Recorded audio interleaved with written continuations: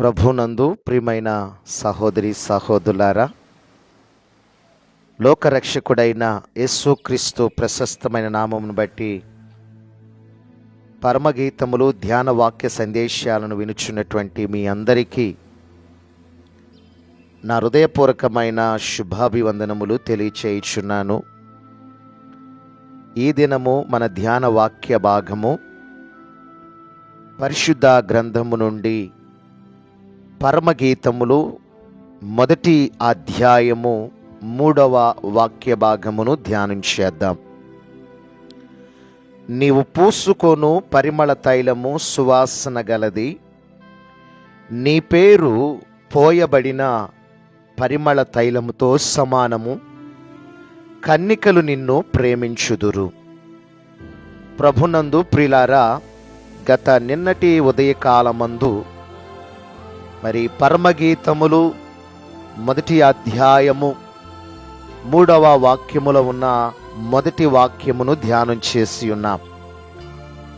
నీవు పూసుకొను పరిమళ తైలము సువాసన గలది అనేటువంటి విషయాన్ని గత నిన్నటి ఉదయకాలమందు మనము ధ్యానం చేసి ఉన్నాం.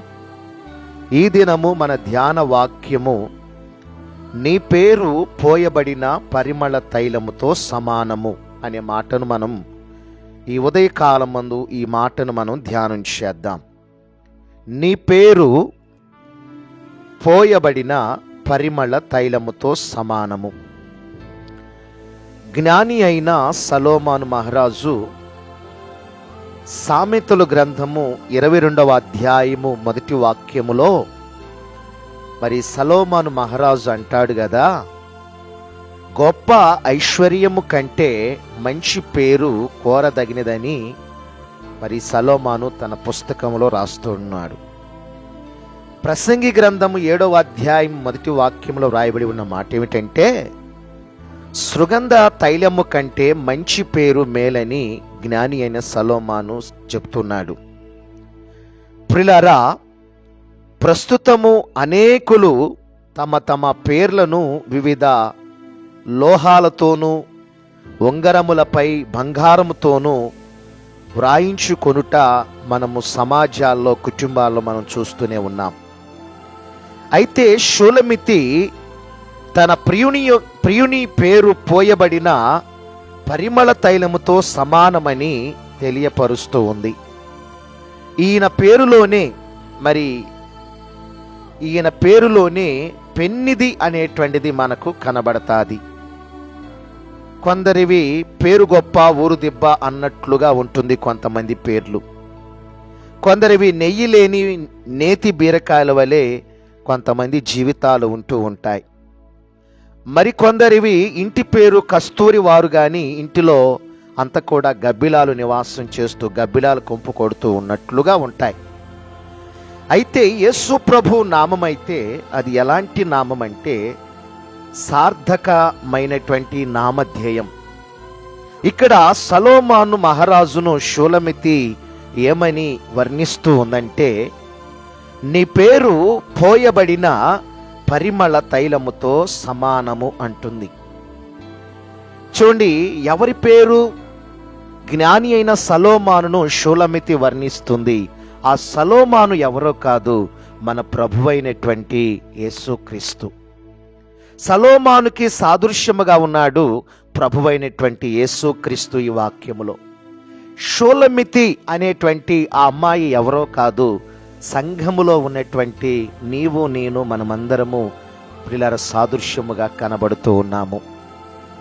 అయితే యేసు ప్రభువు నామం అయితే ఎలాంటిదంటే సార్థకమైనటువంటి నామధేయముగా కనబడతా ఉంది. మరి యేసయ్యకు ఆ పేరు ఎవరు పెట్టారు? మరి ఆలోచన చేస్తే దేవదూతల ద్వారా దేవుని యొక్క పేరు మరి పెట్టబడినటువంటి సందర్భాలు మనం చూస్తూ ఉన్నాం. చూడండి, దేవదూతలచే దేవుని యొక్క పేరు పెట్టబడిన సందర్భాలు మనకు కనబడుతున్నాయి. లేఖనాల ప్రకారము ప్రవక్తలందరూ కూడా మరి ప్రవచించినటువంటి విధానాన్ని మనము చూస్తే లేఖనాల ప్రకారము ప్రవచనాల సారానుసారముగా మరి యేసుక్రీస్తు వారు ఈ లోకములో ఆయన ఒక రక్షకుడుగా, ఒక మెస్సయ్యగా, ఒక నరుడుగా, ఒక నరావతారుడుగా కన్యక గర్భమందు యేసయ్య జన్మించిన వాడుగా మనకు కనబడతాడు. చూడండి, యెషయా ప్రవక్త ఒక ప్రవచనాన్ని ప్రవచిస్తూ ఉన్నాడు. యెషయా గ్రంథము 7వ అధ్యాయము 14వ వాక్యములో వ్రాయబడిన మాట ఏమిటంటే, ఆలకించుడి, కన్యక గర్భవతి అయి కుమారుని కని అతనికి ఇమ్మానుయేలు అను పేరు పెట్టును. ఇక్కడ పేరు అనే మాట చూస్తూ ఉన్నాం. పేరు అనే మాటను మనం చూస్తున్నాం. పేరు అనగా నామము అని అర్థము. ఈ లోకములో ప్రతి వ్యక్తి కూడా, పుట్టిన ప్రతి మానవుడికి 2 పేర్లు ఉంటాయండి. అవి ఏమిటంటే, ఒకటి ఇంటి పేరు ఉంటుంది, రెండవదిగా వంటి పేరు ఉంటుంది. ఇంటి పేరు లేకుండా వంటి పేరు ఉండదు, వంటి పేరు లేకుండా ఇంటి పేరు ఉండదు. ఇంటి పేరు వంటి పేరు ఉంటేనే ఆ పేరుకు, ఆ మనిషికి విలువ, ఆ పేరుకు విలువ అనేటువంటిది ఉంటుంది. మరి ఆడపిల్లల యొక్క విషయాలు మనం చూస్తే వారికి కూడా 2 పేర్లు మారతాయన్నమాట. ఒకటి, మరి తల్లిదండ్రుల దగ్గర ఉన్నప్పుడు 18 సంవత్సరాల వయసు వచ్చే వరకు, పుట్టినది మొదలుకొని 18 సంవత్సరాలు అంటే ఆ ఆడపిల్లకు వివాహం అయ్యే అంతవరకు కూడా మరి పుట్టింటి దగ్గర ఒక పేరు ఉంటుంది, ఇంటి పేరు.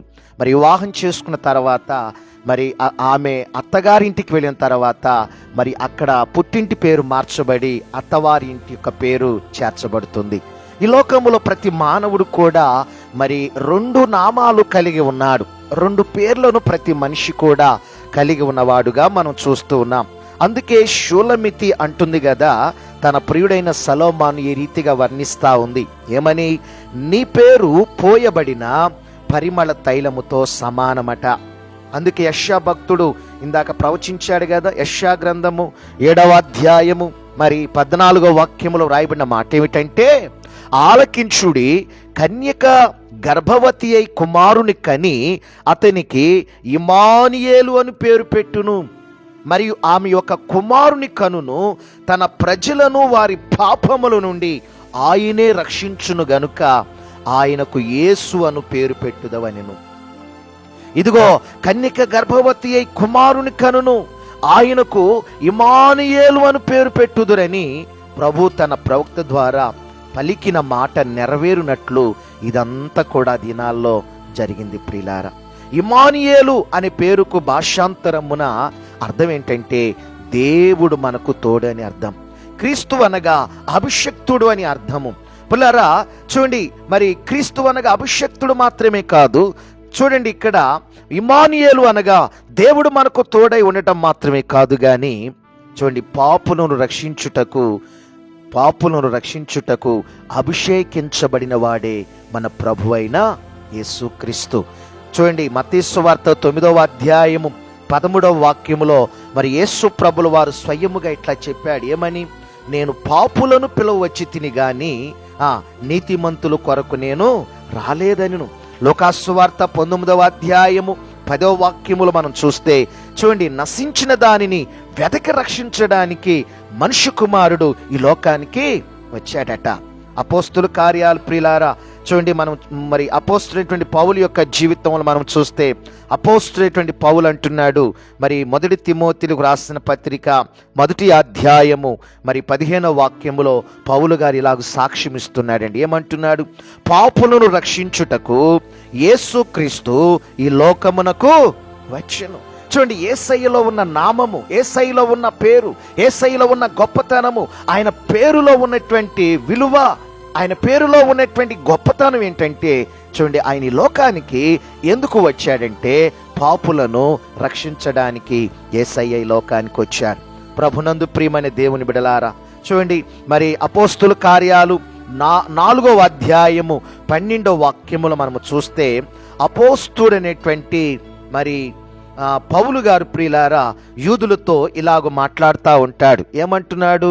చూడండి, అపోస్తుల కార్యాలు 4వ అధ్యాయము 12వ వాక్యములు మనం చూస్తే, మరి ఎవని వలనను రక్షణ కలగదు, ఈ నామమునే మనకు రక్షణ పొందవలను గాని ఆకాశము కింద మనుషులలో ఇయ్యబడిన మరి ఏ నామమున రక్షణ మనము పొందలేమని పౌలు గారు చక్కని విషయాన్ని మరి ఆ దినాల్లో తెలియచేస్తున్న విషయాలు మనం చూస్తున్నాం.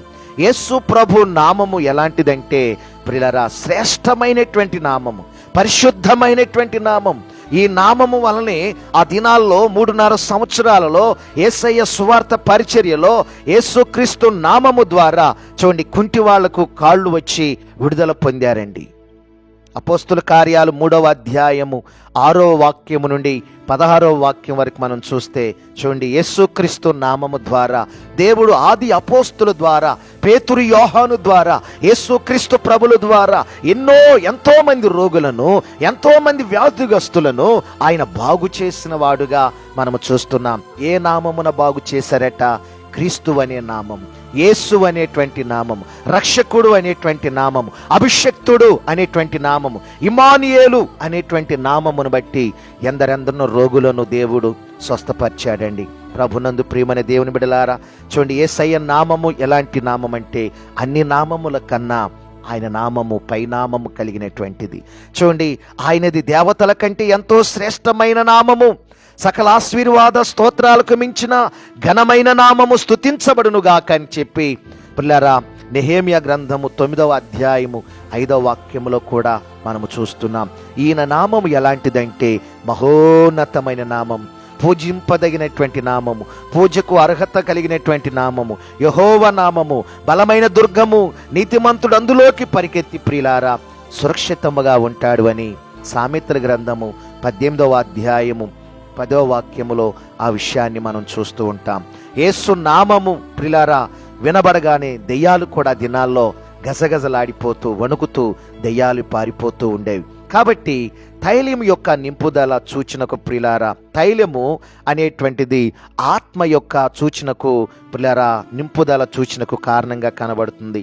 తండ్రి, కుమార, పరిశుద్ధాత్మ అను త్రియేక దేవుని యొక్క నామము బహు ఘనమైన నామము. ఆ నామమే పోయబడినటువంటి పరిమళ తైలం.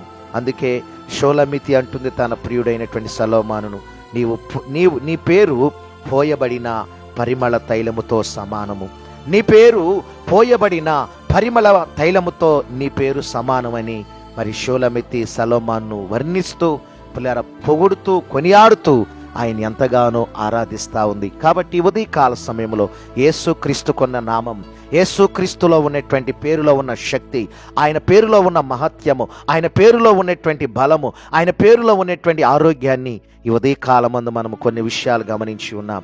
తిరిగి ప్రియులారా, రేపటి ఉదయకాలమందు కన్యకలు నిన్ను ప్రేమించుదురు అనేటువంటి మాటను తిరిగి రేపటి ఉదయకాలమందు మనం ధ్యానం చేద్దాం. అంతవరకు దైవ కృప, దైవాశీస్సులు ఈ ఉదయకాలమందు మిస్పా పరిచర్య ద్వారా పరమగీతముల యొక్క పరమార్థాలు వింటున్నటువంటి మీ అందరి జీవితాల్లో దేవుడు శాంతిని, సమాధానాన్ని, నెమ్మదిని, ఆరోగ్యాన్ని, ఆనంద అభిషేకాన్ని దేవుడు నింపి మిమ్మల్ని బలపరిచి మీ విశ్వాసాన్ని ప్రభు స్థిరపరచునుగాక. ఆమేన్.